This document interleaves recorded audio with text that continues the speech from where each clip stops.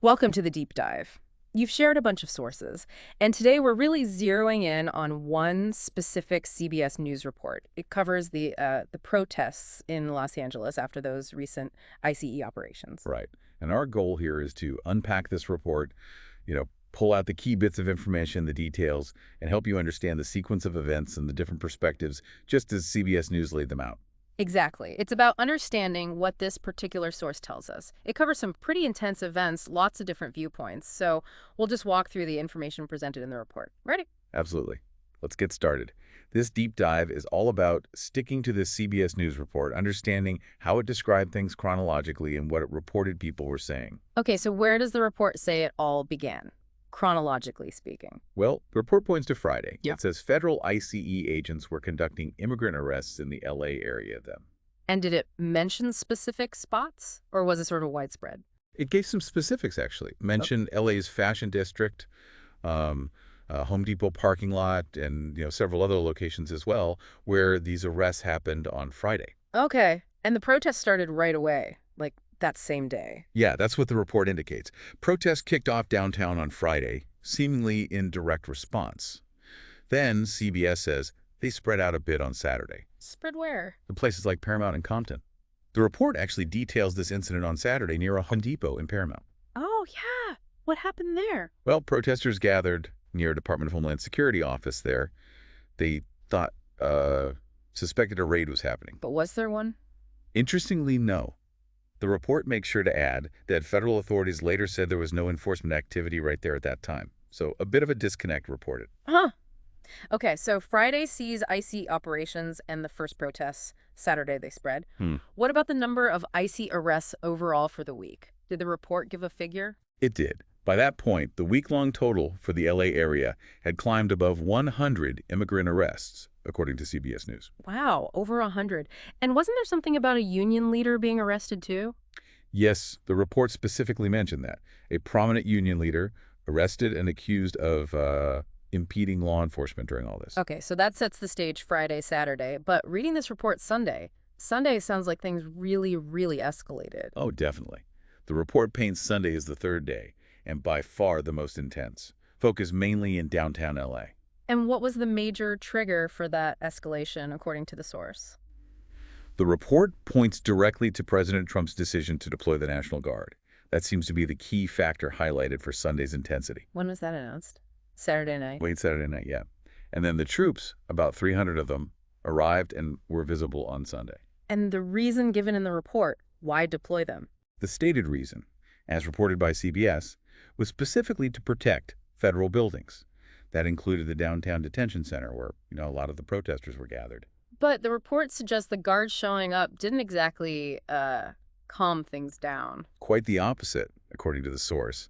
It says their arrival actually seemed to spur more anger, more fear, and just intensified the protests. So what did that look like on the ground? What did CBS describe? Thousands of people in the streets downtown. The report describes the guard, shoulder to shoulder, long guns, riot shields, and protesters yelling things of quotes like shame and go home. A very tense scene. And did it stay tense, or did things boil over? It definitely escalated. The report details protesters getting really close to the guard lines. Then law enforcement moved forward. Using what? The force mentions them shooting smoke-filled canisters first. Then, says the LAPD fired crowd control munitions. Things like tear gas, maybe rubber bullets, that sort of thing. Why then? What prompted that specifically? That happened after the LAPD declared an unlawful assembly, basically telling the crowd they had to disperse, to leave the area. And it wasn't just contained to those streets around the federal buildings, was it? The report mentioned the freeway? Yeah, that was a major development reported. Protesters got onto the southbound 101 freeway and blocked it. Blocked it how? Just by standing there? No, it sounds more chaotic. The report says they were throwing objects at the California Highway Patrol officers and their vehicles. The CHP, they're the ones responsible for the freeways. Throwing what kind of objects did the source say? It was pretty specific, actually. Chunks of concrete, rocks, electric scooters, even fireworks. Said officers had to take cover under an overpass at one point. Wow. So a dangerous situation on the freeway? Did they eventually clear it? Yes, the report says law enforcement did eventually manage to clear the protesters off the 101. Okay, besides the freeway and the direct confrontations, what about property damage? The report mentioned that too, right? It did. Detailed quite a bit. Multiple windows smashed at LAPD headquarters. Graffiti tagging on the U.S. courthouse and the old L.A. Times building. Any fires? Yes, several fires set, mostly in dumpsters and trash bins, according to the source. And it also mentioned at least one store window being shattered by what the report called alleged looters. And then there was that really bizarre detail, the self-driving cars. Right, that really jumped out. The report highlights at least 4 Waymo cars. Those are the Google sister company's self-driving vehicles being set on fire. Set on fire, Yeah. seriously. Sending up plumes of black smoke. And the report even noted they were exploding intermittently. Just a really stark image described there. That's incredible. Did the report mention anything similar happening elsewhere outside LA? Briefly, yes. It included a note about San Francisco. Police there reported about 60 arrests Sunday night. Similar issues: vandalism, property damage. Any injuries reported there? 2 officers hurt, but the source said their injuries weren't life-threatening. And, like in L.A., police and SF declared an unlawful assembly and made arrests when people didn't disperse. Okay, so a really intense Sunday across the board, especially in LA. Now, the CBS report then gets into the reactions from officials, and it sounds like there was, well, a lot of disagreement. Oh, absolutely. This is where the report really lays out the starkly different narratives and the political clashes. And just to reiterate, we're relaying what the source reported these individuals claimed, not taking sides. Understood. So what did the report say about the view from California officials, like Governor Newsom? CBS News portrayed a pretty united front from the California leadership. It reported Governor Newsom asked Trump to remove the guard on Sunday. He called the deployment illegal and immoral, a serious breach of state sovereignty. He used the word illegal. Yes. And the report added he actually sued the administration on Monday, again calling the deployment illegal. Newsom, according to the source, put the blame for the escalating chaos squarely on Trump's decision. How did he phrase that? The report quotes him saying it was provoked by the administration and that this isn't about public safety, suggesting another agenda. He also claimed California authorities had it under control before the guard arrived. Any other details about Newsom's reaction in the report? Yeah, it even mentioned him mocking Trump for some social media posts about the guard arriving before they were actually there, and it cited an MSNBC report where Newsom apparently called Trump a stone-cold liar about a phone call they had on Friday where Trump supposedly didn't mention any plans to deploy the guard. Strong words reported there. What about the mayor of Los Angeles, Karen Bass? The source said Mayor Bass basically echoed Newsom, also blamed the Trump deployment for the escalation. She's quoted using similar phrases like chaos that is provoked by the administration and another agenda, this isn't about public safety. She did urge protesters to stay peaceful, the report noted. Okay. And the police chief, LAPD Chief Jim McDonnell. The source mentioned something about complaints over police response times. Right. The report indicated McDonnell addressed that.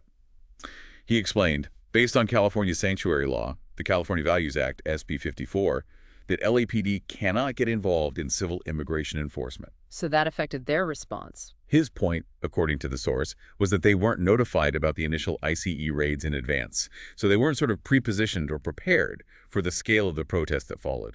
He also mentioned his officers being overwhelmed by Sunday's remaining protesters, who he described as including regular agitators. Okay, so that's the state and local perspective as reported. How did the source present the Trump administration's viewpoint? Well, CBS reported on President Trump's own reaction via Truth Social. He apparently responded to Chief McDonnell, telling him to arrest protesters wearing face masks.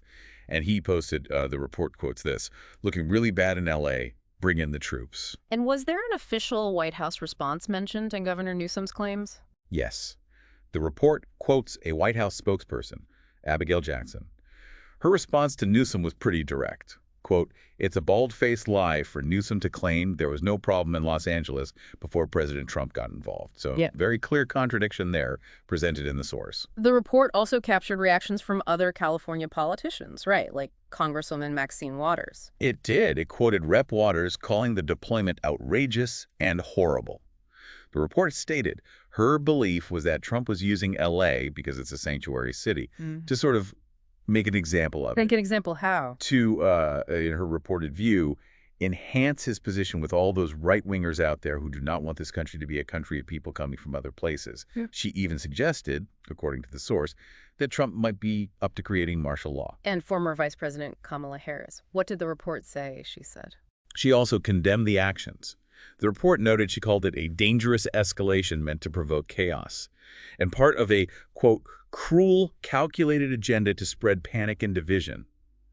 Like Newsom and Bass, she stated, according to the source, that the actions were not about public safety, they're about stoking fear.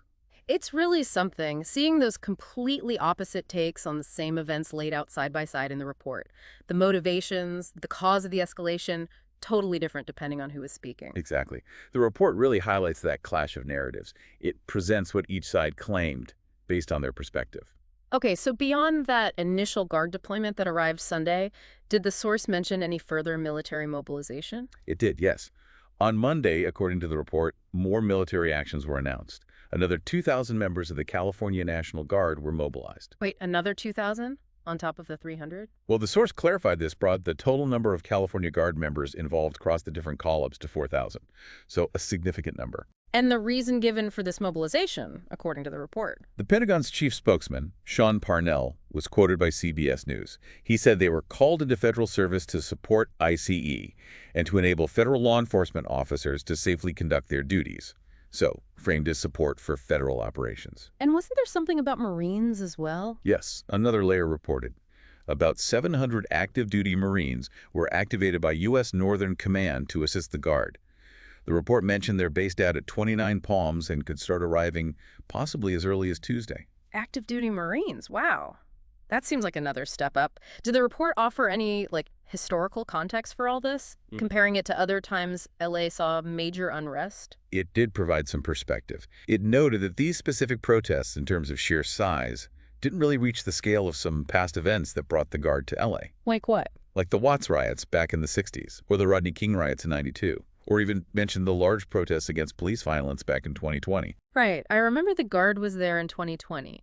But the report pointed out a key difference this time, didn't it? Exactly. A crucial distinction highlighted by the source. In 2020, Governor Newsom requested federal assistance. This time, the implication from the report, focusing on the federal announcement and the state's pushback, is that it was a unilateral federal action. The state didn't ask for it. And did the report say how unusual that is? Deploying the Guard without the governor's okay? Yes, it provided a pretty striking historical parallel. It cited the Bring-In Center for Justice, saying the last time the National Guard was federally activated without a governor's permission was way back in 1965. 1965. What was that for? When President Lyndon B. Johnson sent troops to Alabama to protect a civil rights march. So, according to the source and its citation, that's a very rare occurrence, really puts this event in a different light. Definitely adds context. Okay, finally, let's just quickly cover the arrests related to the protests themselves. What numbers did the CBS report give? As of midday Monday, the source tallied 53 protest-related arrests. And who made the arrests? Was it all LAPD? No, the report broke it down by agency. It said 31 arrests were by LAPD, 17 by the California Highway Patrol, mostly from the freeway incident, presumably, and 5 by the LA County Sheriff's Department. Did it say what charges they face? For the 31 LAPD arrests, yes. The report listed a range: failure to disperse, throwing objects or fireworks at officers, looting, and arson. It didn't specify the charges for the CHP or sheriff's arrests, though. Okay. So, quite a journey through this single CBS News report. We've covered the initial spark with the ICE operations, the protests quickly ramping up Friday and Saturday, then that intense Sunday with the Guard deployment, the clashes, the freeway blockade, the property damage. Right, and then the further military mobilization on Monday, the sharply conflicting explanations from state and federal officials, and that important historical context about unilateral Guard deployments. It paints a really complex picture just based on this one source. The confrontation, the damage, the political fight playing out. It certainly does, all seen through the lens of how CBS News reported it. So thinking about everything we've pulled out of this report, the clashing authorities, the legal frameworks like sanctuary city laws bumping up against federal actions, here's something to chew on. How might this specific tension we saw reported between state and federal power influence how similar situations are handled down the road? Just food for thought based on what the source laid out.